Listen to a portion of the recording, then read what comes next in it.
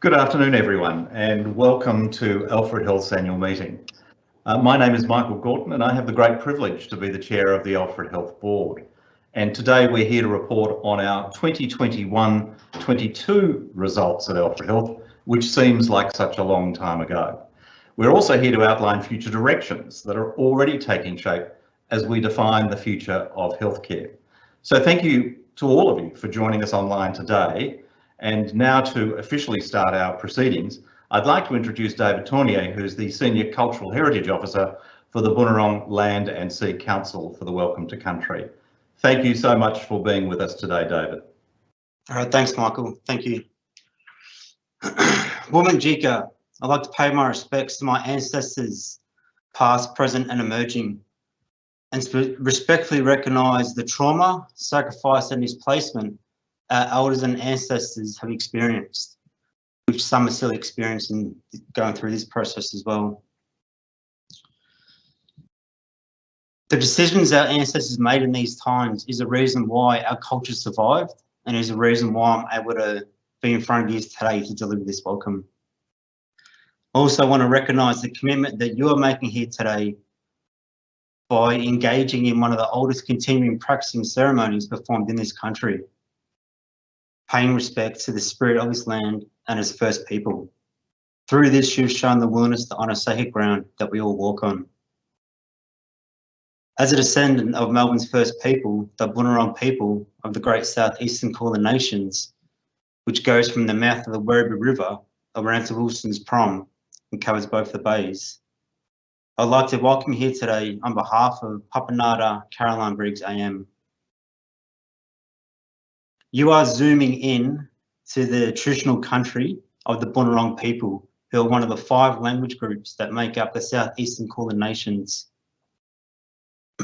These groups being obviously the Bunurong, the Woiwurrung, the Tanurong, the Dja-Dja-Wurrung, and the Wadawurrung. Our traditional country now consists of a great multicultural city we now know as Melbourne.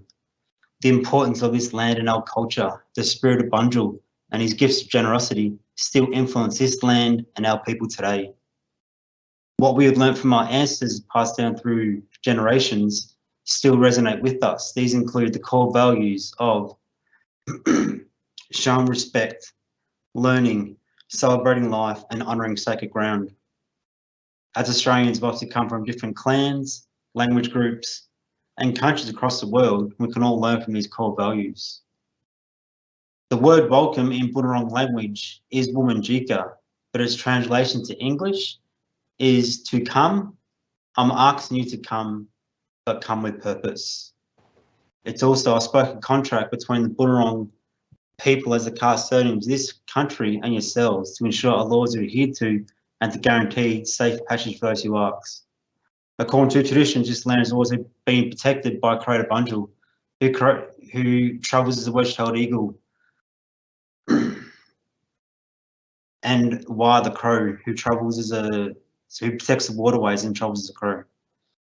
Bunjil taught the Bunurong to always welcome guests, but requires us to ask all visitors to make 2 promises that I'll ask you today: to obey the laws of Bunjil and to not harm the children or the land of Bunjil. This commitment was made through the exchange of a small bowl dipped in water and the spoken words, Woman Jika. So Woman Jika, Mern, Bik Bik, Bunurong, Nam, Derp, Baratsum, Atawilum. Come with purpose to our beautiful home, the land of the 2 bays. This is Bunurong country. Welcome. Thanks, Michael. Thanks, David, and thanks for that gracious welcome. And I too would like to acknowledge the traditional owners of the lands on which we're meeting today and pay my respects to elders past, present and emerging, and any First Nations people who may be with us today at this meeting.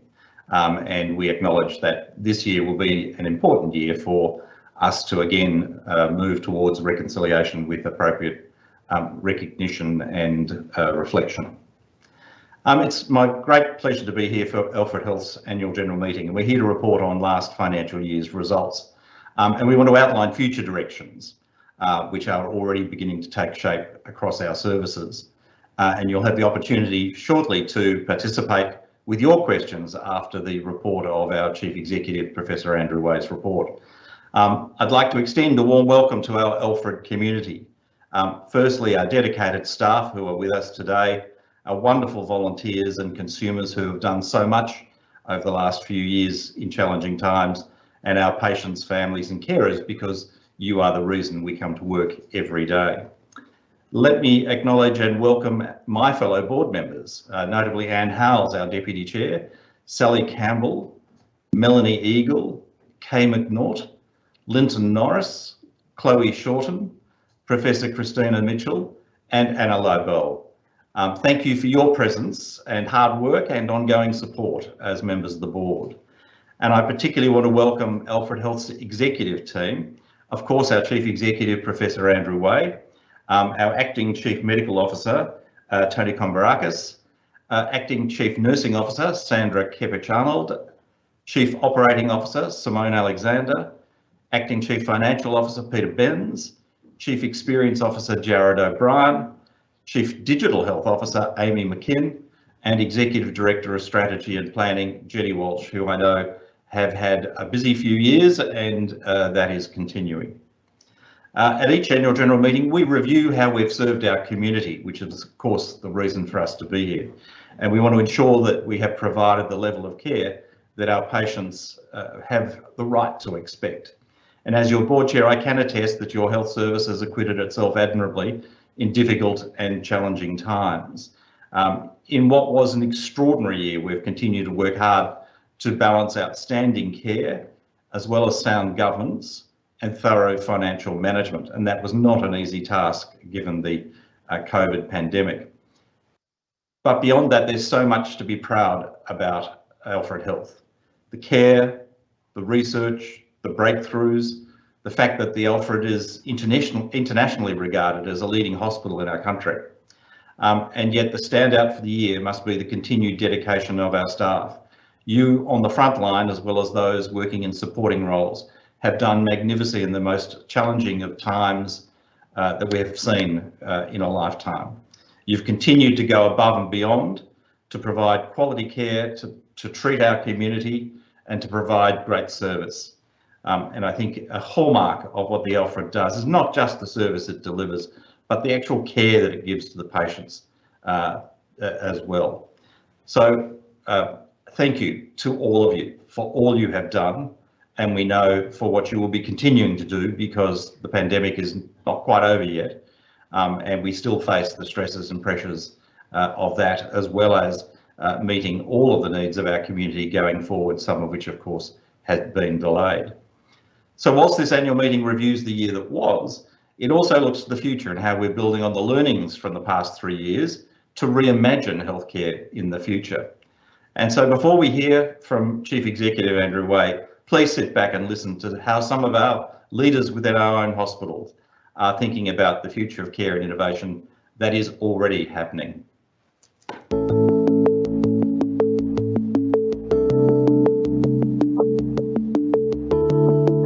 We're now at a very interesting position where we can reflect on the last couple of years, and where 2021 was a year of significant challenges, 2022 was actually a year of change. 2022 was an incredibly busy year, but also a year that we achieved a huge amount. It's been a challenging 12 to 18 months, that I would say, but a lot of things have actually changed for the better. The commitment of our staff over this period of time has been quite remarkable. There are fabulous stories of staff that were doing things like, arranging weddings for patients. We had volunteers coming onto the ward to support people to write letters. One of our big focuses has been really bringing together patient and staff experience, and that's absolutely from the perspective that we can't possibly hope to provide the very best care to patients in our community if we don't support staff to thrive and do their very best work. We've listened to staff to really understand what matters most, and similarly with patients in the community,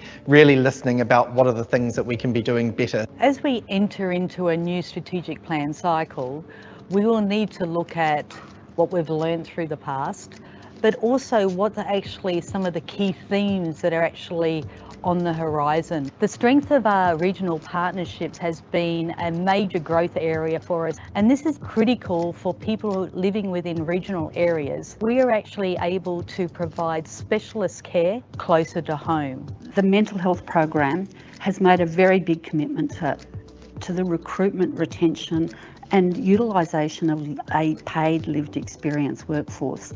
We know that someone that has a lived experience really can shape and support the recovery of someone who's experienced particular challenges in their mental health. The Alfred has been, I think, incredibly innovative and forward-thinking about how we deal with the patients of the future. One major learning I think that COVID provided for all of us has been the advent of technology to allow us to interact with people remotely. One of the things we've actually found is that not all patients need to come to the emergency department. We can actually treat some patients very effectively at home. We're looking at how we can run a virtual emergency care model, and we opened today, to the date, a year ago, our virtual emergency department. 1 year later, we've prevented about 10 to 15 patients every day from coming to emergency and providing safe quality care at home. This is just the beginning of what we can do. The next step may actually be to look at how we can manage the short stay ward at home. We recognise that we can't do it alone. There is absolute benefit in partnering with a range of people that will bring different expertise to the table. The Paula Fox Melanoma and Cancer Centre is an excellent example of Alfred Health working with state and Commonwealth governments, academic partners such as Monash University, and also philanthropic partners to actually develop a new outstanding service. We will be discovering new knowledge, new ways, innovative ways of treatment, and we'll have the ability to directly translate that into care. The interaction with the academic sector and research to actually allow this feedback of innovation. So questions that are brought from the hospital system, tested back in the academic university system, and then fed forward again to actually lead to those improvements is one of the, I think, really important strengths of the Alfred. I have an absolute vision that once we've got enough staff to do all of the work and jobs we need to do, then we can really start to innovate, because we've got time and everyone's got time to think just a little bit differently. Reflective space is really important for people to be able to think about what they're going to do next. Being forward thinking, being innovative and allowing changes to have positive outcomes is where we should be sort of facing. Our vision for Alfred Health is to carry on bringing together patient and staff experience so that in future we become an example of how to do this really well, that we have a workforce that really wants to be here, that is thriving and doing their very best work, and that's shown by excellent experiences and outcomes reported from our patients in the community. The biggest strength of Alfred Health is a can-do attitude. There's this always let's explore new ways of doing it. I think that's one of the reasons I believe the future here is extremely bright.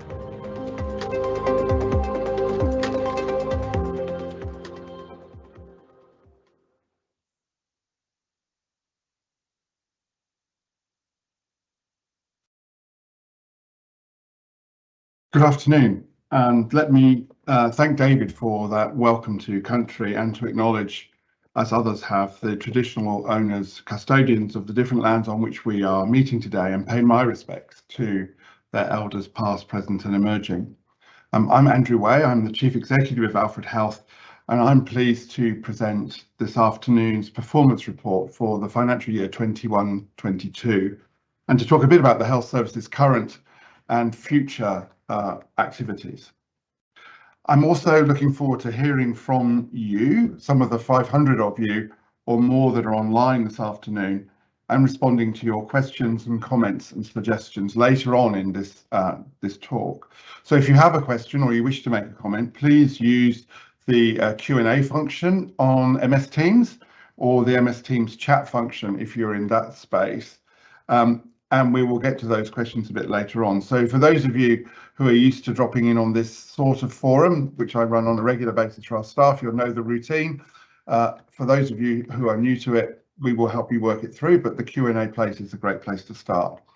And if anyone does need to use captions, the meeting is being captioned. You just need to go to the 3 dots at the top, let the drop-down menu come, and you can go to enabling live captions from there. So let's turn now to the year in question, 2021, and how Alfred Health performed. As Michael's already said, it was a remarkable year and a time of significant change. It was a year when we found our way through the pandemic to create a new normal, balancing COVID along with everything else we do, starting to address the backlog of care and refocusing on the fundamentals of quality and timeliness. It was a year when we started to bring the experiences of staff and patients together, listening deeply to what is important so we can provide the best treatment in the best workplace. And it was a year when we started to think forward, rediscovering our sense of innovation. We explored how to use technology further, learned from past experiences, and built on our ability to think outside of the box. This is the way we're going to be creating the future of care. Alfred Health, as many of you know, has a special role in the health sector, as well as a special place in the hearts and minds of our community. We care for our local catchment, which is around 800,000 people, at the same time as we provide highly specialist care to all Victorians through our 18 statewide services. Our leadership role was never so evident as it was throughout COVID. And in large part, this was due to the 24/7 response from our operations team, led from the front by Chief Operating Officer Simone Alexander and her operations team. Often we put the needs of our community above our own. We ran the Hotel Support Services programme for return travellers with COVID or with complex care needs, without one staff to patient COVID transmission. Meanwhile, our infectious diseases experts continue to contribute to state and national policy on the pandemic. And our ICU treated the most critically ill COVID patients, expanding to 71 beds at the height of the Delta wave, becoming the large and most acute ICU in Australia. Undoubtedly, lives were saved, and our appreciation goes to our ICU Director, Steve McLaughlin, and Associate Director of Intensive Care and Hyperbaric Nursing, Tanya Bersessel, and the broader ICU team. Along with other health services, our staff on the front line provided the best possible care for people with and without COVID. Some of these patients were treated in hospital, and many were treated at home through the Community COVID Pathway. The Community COVID Pathway proved to be an effective and innovative programme, largely due to the openness of our staff to take their skills and expertise into different physical and virtual environments. Thankfully, hospitalisations have now reduced substantially to a well-vaccinated community, along with a growing herd immunity from COVID transmission, but we are not yet out of this pandemic. However, during the year, our statewide service demand remained high. Concerningly, major trauma cases continued at high levels, with our team caring for 1,456 major trauma patients. Motor vehicle accidents, including an increasing number of e-scooter accidents and collision involving pedestrians, all contribute to a worrying trend. Incidents of major burns also continued at high levels, with 587 cases for the year, about 100 more cases than in pre-COVID times. Our emergency teams at the Alfred and Sandringham have been there for the community throughout the pandemic. Their everyday work makes an extraordinary difference to the lives of many. And at the same time, the life-saving work of our heart and lung transplant team was ongoing, with 57 lung and 20 heart transplants performed. Meanwhile, a milestone was reached with the 100th pulmonary thromboendarterectomy procedure being performed.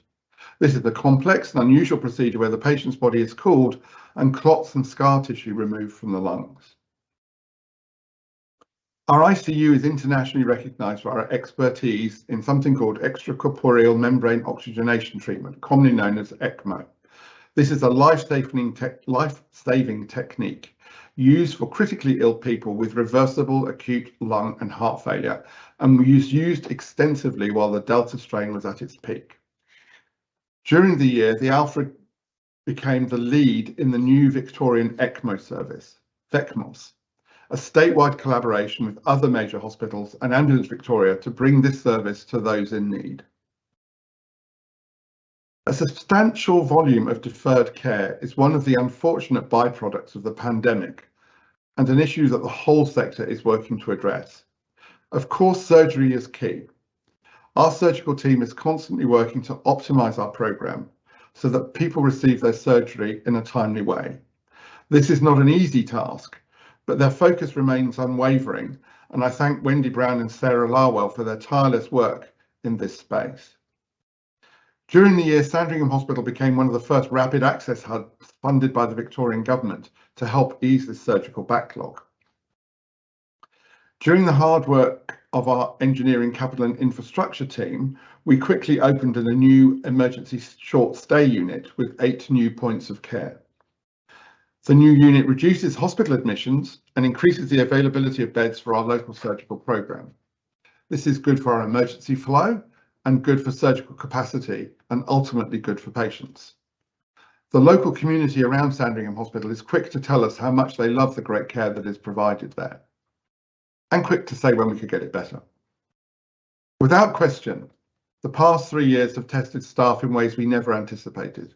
Their experiences and safety remain uppermost in mine and the board of directors' minds.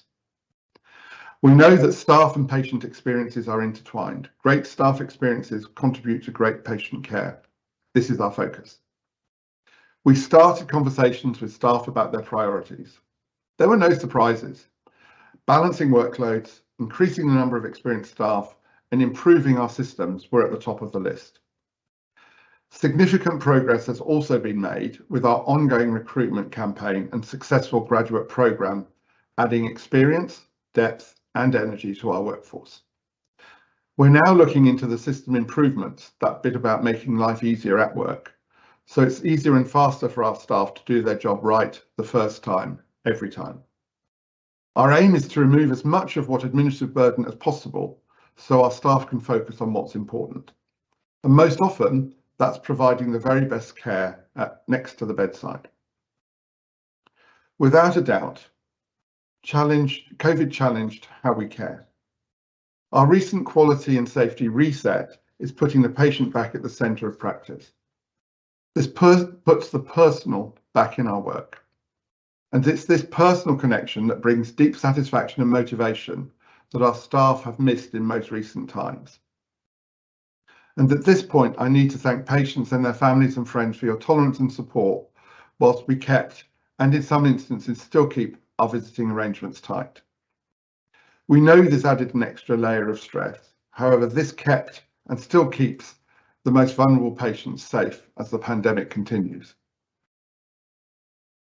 Partnering with colleagues, patients and families, as well as other healthcare providers, is a cornerstone of service transformation. We're seeing this in our mental and addiction health service, where people with lived experience are playing an increasing role in creating the service we provide. Our partnership with Specialist Women's Mental Health Service is an excellent example. The emerging statewide service is a public-private partnership being developed by Alfred Health, Ramsay Health, and Goulburn Valley Health. Largely a response to the Royal Commission into Mental Health, the service directly addresses the mental health concern for women and people who identify as women. Its focus is on recovery. The vital contribution from lived experience teams means the entire unit will be shaped by those who have been through similar experiences. This will make the service unique. My thanks to Simon Stafracci and Sandra Kepic-Arnold, who have led much of this work and made such great strides in the culture shift required to embed lived experience in the care and treatment we provide. Ongoing clinical partnerships with regional health services such as Bass Coast, Gippsland and Mildura have seen Alfred Health provide what we like to think is the largest range and volume of outreach services in the state. This means that people in regional Victoria are able to access specialist care such as cardiology, haematology, neurology and cancer care closer to home. A visible example of the innovative outcomes of collaboration is the new Paula Fox Melanoma and Cancer Centre that is a rapidly emerging building at 545 St Kilda Road. In June last year, we had the privilege of the newly elected Prime Minister, the Honourable Anthony Albanese, revealing the name of the new centre alongside Premier Daniel Andrews. Not only will this be an iconic building, but it will be the future for prevention, early detection and treatment of melanomas and other skin cancers, as well as many other cancers. It brings together research, science innovation and technology together in one location. When it opens next year, the centre will help break down barriers to care in regional and rural Australia, with specialists facilitating remote diagnosis and access to clinical trials. Importantly, its ethos is around wellness and puts the patient front and centre. The brainchild of Paula Fox, this centre is a true partnership between state and federal governments, philanthropists and donors, including the generous Fox and Forrest families, Monash University and the Alfred Foundation. Ironically, COVID has proved to be a more important source of innovation, accelerating change and transformation already underway. Our Better at Home programme, ably led by Caulfield Hospital, is a case in point. The programme was already under development before COVID. However, now we are providing beds and quality care in the comfort of private homes at a rate double that of pre-COVID times, with clearly a very satisfied group of patients and a well-resourced and informed group of staff. While I'm mentioning Caulfield Hospital, my thanks go to you, to Mel Reid and Peter Hunter and all the team at Caulfield, whose openness and change has helped lead our at-home revolution.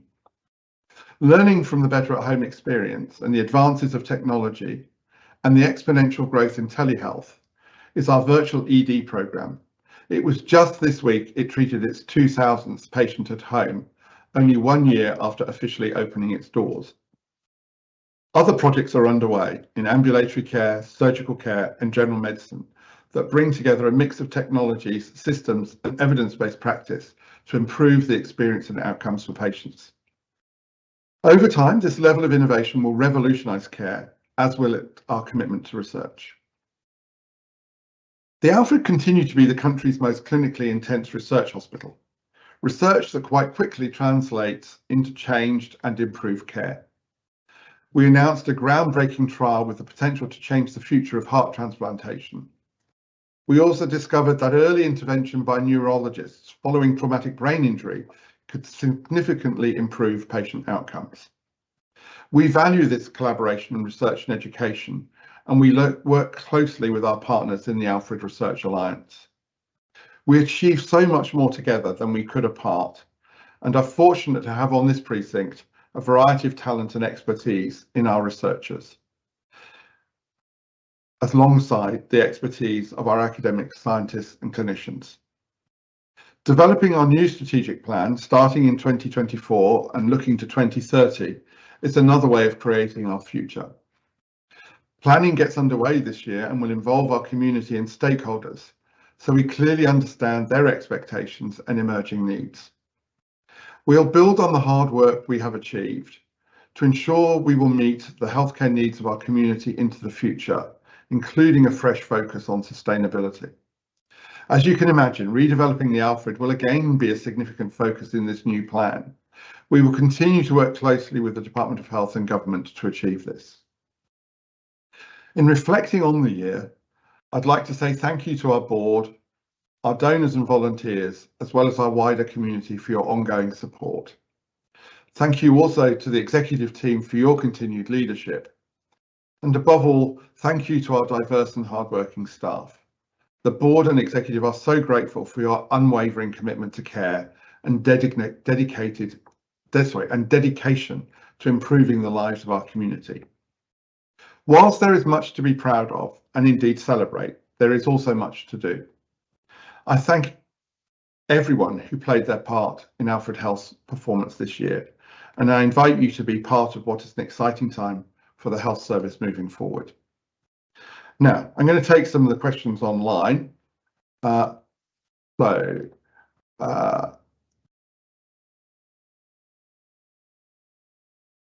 There's been a problem with the captions arrangement, so I wonder if one of the tech team could just look at captions for me. So the next question is, as a member of the local community, I very much appreciate the efforts of staff at Alfred Health. However, the Andrews government seems fixed on centralising shared services, VED, pathology, etc. Pre-election fundings from the state last year didn't see Alfred Health receive any funding of significance like RMH. Are there concerns of the health services viability in the future of Victoria's care system and or possibility for merger with Monash Health? Is there a need for change of government engagement without Fox intermediaries? So it raises the issue, a whole issue of redevelopment and of direction. So in terms of shared services, I think we know that there are things that we can do better and more effectively and more efficiently that improve outcomes for patients that are done better in a larger group. And so pathology, for example, is one of those. And the virtual ED, whether it's a statewide ED or a South East Melbourne virtual ED, our expectation is not for Alfred to have its own separate virtual emergency department, but to collaborate with others on the provision of a service in the way that we have done. So where it makes sense for a health service the size of Alfred Health, which is very large, to collaborate more broadly, it will continue to do so.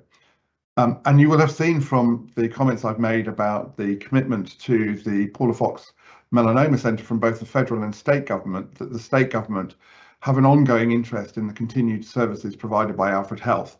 At the moment, they have not chosen to provide Alfred Health was a route to funding for a redevelopment of the site, but that will need to come at some point. And I have no expectation that Alfred Health will continue to be providing services from its current range of hospitals, so the Alfred, Caulfield and Sandringham. As to mergers with other health services, that's really outside my pay grade. It's probably outside the board's pay grade as well, but governments are entitled to organise the way in which health services are provided to the community. And Department of Health and Government can make those decisions. I'm not aware of any impending changes in that respect. Let's go for the next one. Do you foresee heart research at the Alfred Health being impacted by the new heart hospital? No, we don't. In fact, whilst there are some collaborations between the heart research group at the Alfred and the heart research group at Monash Health, we've just entered into a new tripartite agreement between Alfred Health, the Baker Institute and Monash University to further substantially grow our fundamental heart research programme. So no, we don't see any change in that. In fact, we see an increase. So the next comment is, you have provided great leadership as CEO of Alfred Health, Andrew, well beyond average length of stay for a CEO at a large health service, which is a credit to you, providing stability through 2022. What does the future look like for you and your role at Alfred Health? Well, I'm really excited about the piece of work that we are launching at the moment. So two pieces of work. In fact, one is the 3 Rs, which is about resetting, recovering from the pandemic, resetting work and reforming the way in which we provide care. I think that's a really exciting piece of work, and I'm really looking forward to seeing how that progresses. And at the same time, the work that we're going to be doing in our strategic plan for 2024 to 2030 will give us a chance to think more broadly. There is a third piece of work which I'm involved in, which affects the health service in a different way, which is I chair the Research Alliance, of the Alfred Research Alliance. For a variety of reasons, we've been thinking about how we might revitalise the way in which that works. And with the support of Ursula McGuinness, who heads up our public affairs team, we've been thinking very carefully with the rest of the council about how we might move that forward. And I think there's some interesting opportunities to improve the way in which the Research Alliance works, and particularly how it impacts on the community. So I think so far that's, let me see if there's any other questions. That's all the questions I've got. If there's nothing else, I'm going to hand back to Michael at this point. Michael, over to you.